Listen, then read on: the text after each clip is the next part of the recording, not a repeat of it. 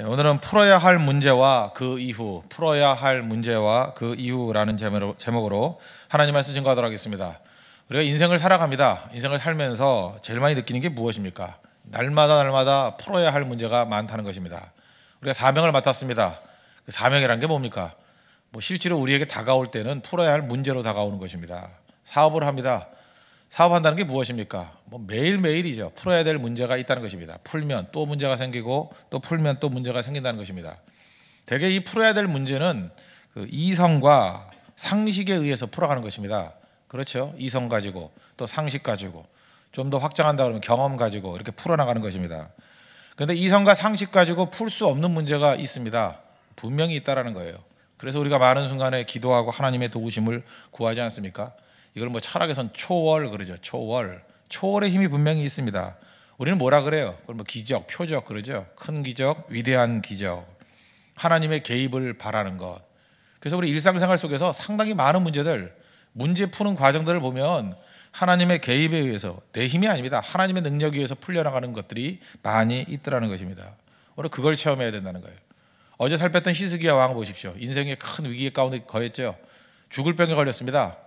그 위기 아닙니까? 그거 인간의 힘으로 구할 수가 없잖아요. 풀 수가 없잖아요. 의사가 고칠 수 있는 병이 아니니까 죽을 병 그러지 않습니까? 하나님의 도우심으로 치유받잖아요.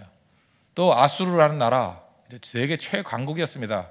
북쪽 이스라엘을 무너뜨리고 그 여세를 몰아서 남쪽 유다 포위돼가지고 18만 5천 명이 포위하고 이제 무너질 상황에 놓였잖아요. 역사상의 아이러니라 그랬죠. 이유를 모릅니다. 그냥 가버렸어요, 집으로. 그 포위에서 그냥 무너뜨리면 될 건데 이유도 없이. 그걸 성경은 뭐라 그럽니까? 하나님의 개입, 하나님의 기적이다. 우리 인생 가운데 이런 것들이 어마어마하게 많이 있다는 것입니다. 그래서 풀어야 될 문제를 우리 하나님의 개입과 하나님의 능력으로 풀어나갈 수 있는 우리 믿음의 종 되기를 바랍니다. 오늘 내용을 보니까 불치병입니다. 지금도 이 나병이라는 게 쉽지 않은 병인데 예수님 당시야 말할 것도 없겠죠.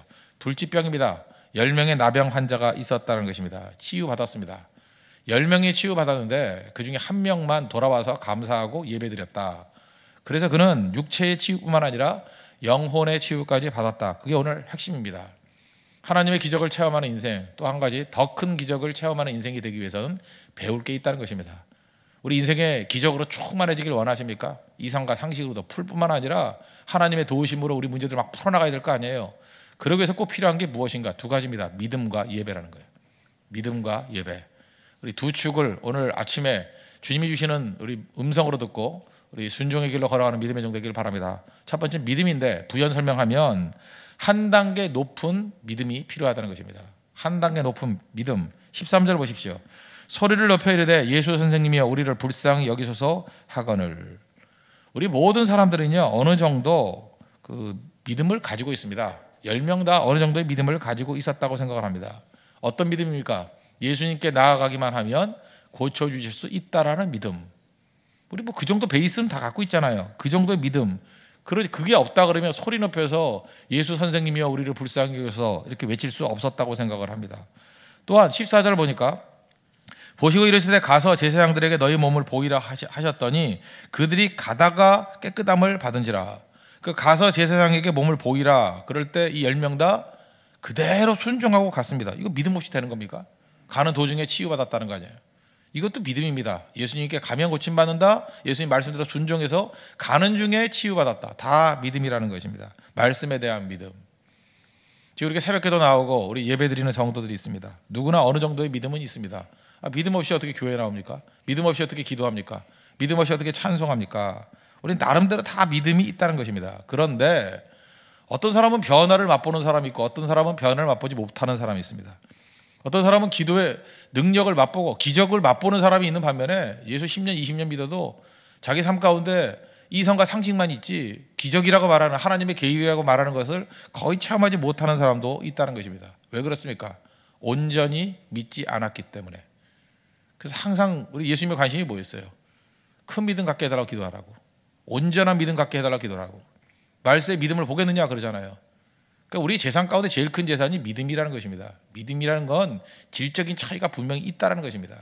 온전한 믿음, 역사하는 믿음, 큰 믿음, 그거 구할 줄 알아야 된다는 것입니다. 그래서 우리 삶에 있어서 지금 제일 빈곤한 게 뭐냐? 여러분 삶에서 빈곤한 게 뭡니까? 믿음이 가난한 거예요. 믿음이. 믿음만큼 중요한 게 없다는 것입니다. 우리 기도의 상당 부분은 믿음에 관한 기도를 해야 돼요. 하나님 큰 믿음 주십시오. 강한 믿음 주십시오. 역사하는 믿음 주십시오. 난공불락을 해치고 나갈 수 있는 그런 믿음 주십시오. 그게 필요하다는 것입니다. 그러면 우리는 헷갈리잖아요. 뭐 믿음이 사실 다 있으니까, 어느 정도 믿음은 다 있으니까. 근데 진짜 믿음의 특징이 무엇인가? 언제 알 수 있느냐? 우리가 닥치고 있는 문제가 해결되고 난 직후의 상태, 그게 내 믿음이 어떤 상태인지 금방 안다는 거예요. 예수님께 어느 정도의 믿음을 가지고 나와왔습니다. 10명 다 고침 받았죠. 이게 어느 정도의 믿음이에요. 어느 정도의 믿음. 그런데 그 이후에, 고침받고 난 이후에 남아있는 사람, 돌아오는 사람, 그게 진짜 믿음이죠. 그건 역사하는 믿음이라는 거예요. 더 큰 믿음이라는 거예요.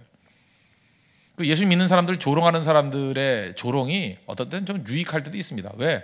냉정하기 때문에. 아주 냉정하게 우리가 스스로 말하기 참 껄끄러운 것들을 말해주는 내용들이 있어요. 니체가 그러냐. 니체는 보면 예수 믿지 않는 사람입니다.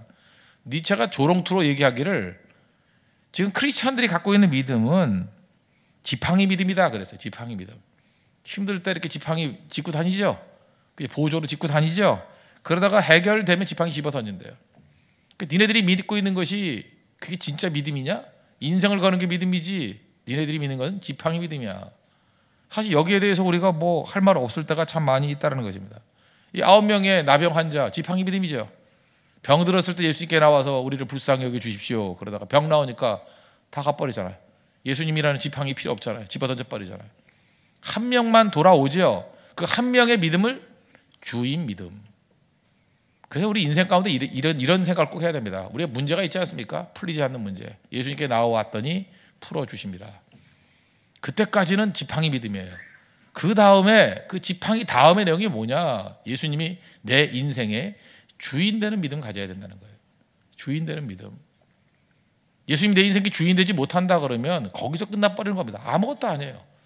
무슨 사업상의 문제 있으면 사업 문제 풀리면 끝나는 거고, 병 들었으면 건강하면 끝나버리는 거고, 입시 문제 있으면 입시하기 전까지만 오는 지팡이 믿음들 많죠. 입학하고 난 다음에 다 사라져버리고.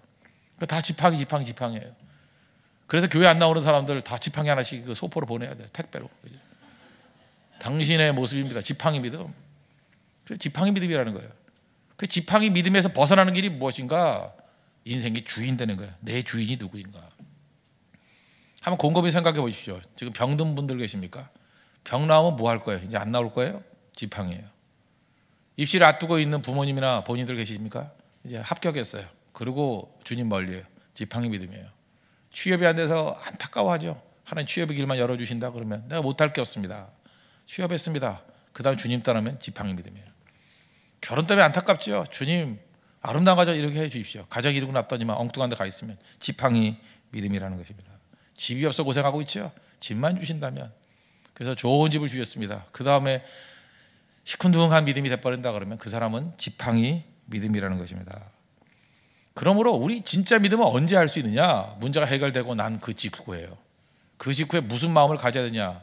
이제부터 내 진짜 믿음의 세계가 열리기 시작한다. 이제는 이렇게 하나님께 내게 은혜와 권능을 주셨듯이 이제는 예수님이 내 인생의 주인 되셔야 돼. 주인으로 모시는 인생이 되면 승승장구하는 인생이 된다는 것입니다. 다윗 보십시오. 이전에 은혜 주셨잖아요. 곰의 발톱에서, 사자의 발톱에서 건져주신 거. 그 경험 이후에 나는 곰을 이겨서, 사자를 이겨서 끝났습니까? 아니죠. 인생의 주인 삼잖아요. 그죠? 내 삶의 주인 삼잖아요.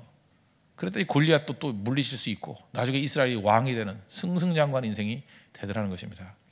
하나님께서 우리에게 은혜 주십니다. 은혜 주십니다. 우리 믿음이 있기 때문에 은혜를 체험합니다.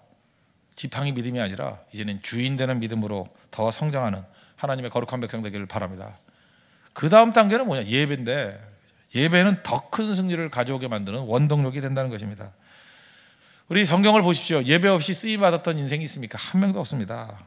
예배 없이 지속적인 승리를 맛본 사람이 있습니까? 한 명도 없습니다. 예배가 중요하다는 거예요. 삶의 모든 기적은 예배로부터 뿌리를 내리게 된다는 것입니다. 돌아왔다, 이게 무슨 얘기예요? 예배 드렸다는 거예요.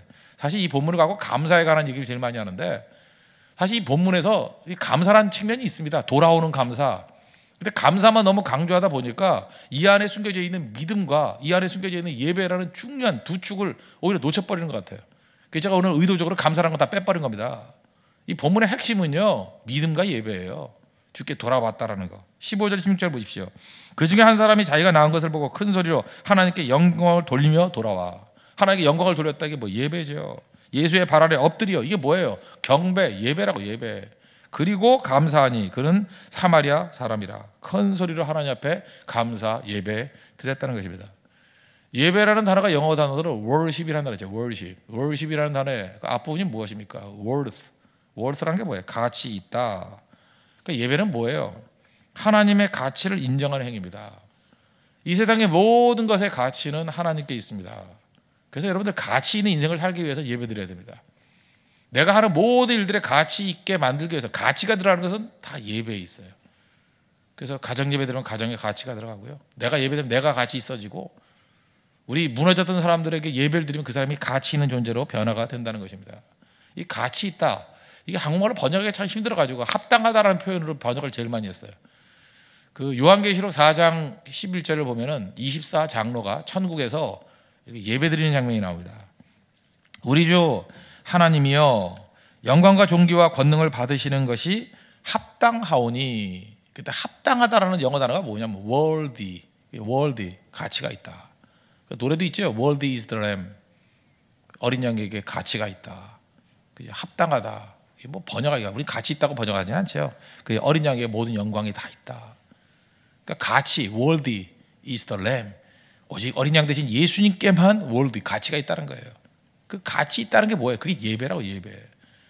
날마다 주님만이 우리의 모든 가치가 되어 주십니다라고 찬송하는 게 예배고요. 그 다음에 예배를 통해서 내가 가치 있어지는 거예요. 가치 있어지는 거, worthy. 그게 예배라는 것입니다. 이게 예배의 본질이라는 거예요. 예배 없으면 가치 없는 인생 됩니다. 여러분들이 가치하고 똑같은 게 이제 웨이트라는 뜻인데, 무게가 없어져요. 나는 무게 있는 인생을 살기 쉽습니다. 그래서 어깨에 훅가시 잡고 있는데 그렇다고 무게 생기는 거 아니에요. 예배 드릴 때 무게가 생깁니다. 교회의 영광과 무게는 예배에서 나타나게 된다는 것입니다. 현대 교인들이 무기력한 이유가 무엇입니까? 진짜 무기력해요. 별것도 아닌 시험과 난관 속에 퍽퍽 쓰러지고, 말 한마디에 좌절하고 낭망하고, 그냥 온갖 우울증은 다 걸리고, 그죠? 뭐 청소년 우울증, 청년 우울증, 뭐 이러다가 뭐 무슨 장애란 장애, 뭐 공황 장애, 뭐부터 시작해가지고, 어쩜 이게 종합병원이에요? 정신 종합병원이에요, 완전히. 그런 이유가 무엇입니까? 저는 뿌리가 예배에 있다고 생각해요. 예배 드리는 사람 치고 그런 사람 봤어요? 예배에 있어서 흔들흔들하니까 다 무너지게 된다는 것입니다. 우리 신앙의 선배들을 보십시오. 신앙의 선배들 자꾸 과거 비교한다 그러는데 한번 비교를 해보자고요. 지금 이 시대를 사는 사람보다 훨씬 더 어려운 시대를 살았습니다. 그때는 절대 빈곤이었어요. 제가 네팔 가보니까 우리 옛날 어렸을 때 모습이에요. 절대 빈곤. 그때 포장이 있었습니까? 먹을 게 없었어요. 먹을 게. 네팔 사람들 그 아침 먹으러 가자 했더니 뭐 식사를 2시쯤인가 하더라고요. 그래서 배고프다 그러는데 이유가 뭐냐? 네팔 사람은 하루에 2끼 먹습니다. 뚱뚱한 사람이 별로 없어요. 2끼 먹어요. 거기는 3끼 먹는 건 우리밖에 없어요. 우리도 옛날에 3끼 안 먹었어요. 부자들이나 3끼 먹었지. 그래서 점심이잖아요. 점심이 뭐예요? 마음에 점 찍는 거 알아요?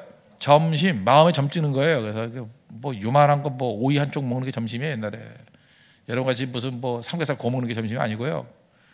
그 점심. 그래서 우리도 옛날에 2끼 먹었다. 부자들만 3끼 먹었고, 물론 임금님은 7끼 먹었습니다. 그래서 다 고혈압으로 돌아가셨고, 50을 넘기신 임금님이 별로 안 계셔요. 조선시대 때.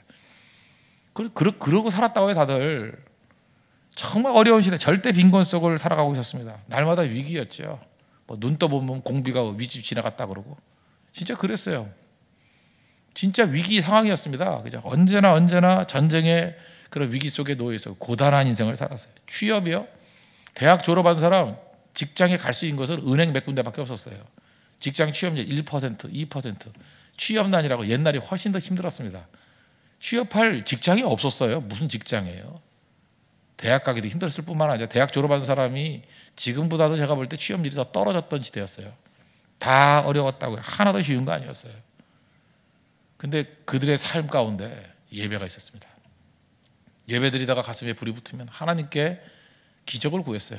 그래서 나온 게 산기도예요. 삼각산 기도원 아십니까? 평창도 위에 그 돌산 위에 올라가서 어마어마하게 많은 사람들이 기도하고, 금요일 날 조금 늦게 가면 자리가 없었어요. 너무 많은 사람들이 기도를 해서. 금식 기도했습니다. 진짜 밥 먹듯이 금식 기도했어요. 왜? 먹을 게 없으니까. 3일 금식, 그건 금식의 명함도 못 내놨어요. 일주일 금식 진짜 많이 했고, 그때는요 40일 금식 한 사람 많았어요. 내가 확인을 못 해봤는데 제가 알기로는 그 한 23일 하다가 돌아가신 분도 많이 계시는데 진짜 했는지 숨어서 먹었는지 모르지만 내 주변에도 보면 40일 했다는 분들이 꽤 많았어요. 꽤 많았다고. 금식하면서 하나님의 은혜를 구했다. 예배자들이었어요. 예배자들. 하나님께 경배하는 사람들 다 이겨내잖아요. 정말 강인했습니다. 넘어진 사람 없었어요. 우리 인생도 마찬가지입니다. 정말 하나님의 은혜 가운데 이 무기력에서 벗어날 수 있는 길, 예배에 있다는 거예요. 한번 생각해 보세요. 그 10명의 나병 환자 가운데 그냥 병 나와서 갔던 9명 나중에 무기력하게 살았을 거예요. 근데 어떻게 나았냐 그러면 예수님이 고쳐주셨어. 처음엔 그러다가 나을 때가 되니까 나았지. 또 어떤 사람 그럴 거예요. 그죠? 자연 치유했어. 내가 훌륭했어. 뭐 이러고 다 무기력에 빠졌을 거라고. 그 다음에 소식이 없잖아요. 돌아와서 예배 드린 사람만이 원인을 압니다. 그리고 똑같은 일이 발생됐을 때 해결책을 알잖아요. 그리고 그보다 더 큰 문제가 생겼을 때 승리하는 법을 알잖아요. 예배는 바로 그거예요. 또 승리하고 또 승리할 수 있는 길을 주신다는 것입니다. 그래서 우리 네팔 선교 갔다 오신 분들 되게 뜨겁고 그러죠. 벌써 마귀가 이제 신경 쓰게 만드는 게 뭐냐 하면 예배 못 드리게 해요. 주일에도 못 나오게 만들려고 막 그러고 새벽기도 한두 번 나오다가 마귀가 깜짝 놀라가지고 비상사태, 그죠? 이제 새벽기도 안 나오니까 네팔 선교 갔다 와서 새벽기도 나온다. 어떻게든 쓰러뜨리자. 그래서 감기 바이러스를 갖다가 세트로 보내고, 그죠? 마음에 뭐 갈등 있게 만들고 다 넘어지게 만들어 버리는 거예요. 그래서 그 다음에 더 많은 시험이 있다는 거 알죠? 하나 붙들어야 돼요. 생명 걸고 해요. 생명 걸고. 왜? 마귀가 있기 때문에. 마귀와의 싸움이기 때문에. 나는 생명 걸고 새벽기도 나옵니다. 생명 걸고 기도합니다. 나는 생명 걸고. 똑같은 얘기죠. Too busy not to pray. 너무 바쁘기 때문에 기도합니다. 무슨 얘기예요? 항상 바쁨이 있다니까 우리 가운데. 뭐 너무 힘든 게 있어요. 항상 여건이 안 좋게 만든다니까요. 그럴 때 그 고백을 해야 돼요. Too busy not to pray. 너무 바빠서 기도한대. 너무 바빠서. 이런 역설적인 고백들, 이게 바로 뭐예요? 목숨 건다는 거 아니에요. 무조건 한다는 거 아니에요. 무조건 예배 자리에 서 있겠다는 거 아닙니까? 그러면 승리하게 된다는 것입니다. 여기 잘 보세요. 너 몸을 제사장한테 가서 보이라 그랬죠. 예배의 정신이 뭔지 아십니까? 첫 번째 거를 주님께 드립니다예요. 이 사마리아 사람은요, 병 낫고 난 다음에 빨리 가서 제사장에게 몸을 보여야 공인받거든요. 사회생활이 가능해요. 그 이전까지는 분리되어 있기 때문에. 근데 사회생활이 가능한 거 이전에 먼저 한 게 뭐예요? 예수님께 와서 엎드려 감사했어요. 그래서 저는 지금도 그거 참 멋지다고 생각합니다. 뭐 취업을 했더니 첫 번째 월급을 주님께 다 드린다. 난 나쁘지 않다고 생각해요. 굉장히 좋은 거예요. 하루에 첫 시간 주님께 다 드립니다. 그거 새벽기도 아니에요. 얼마나 좋아요.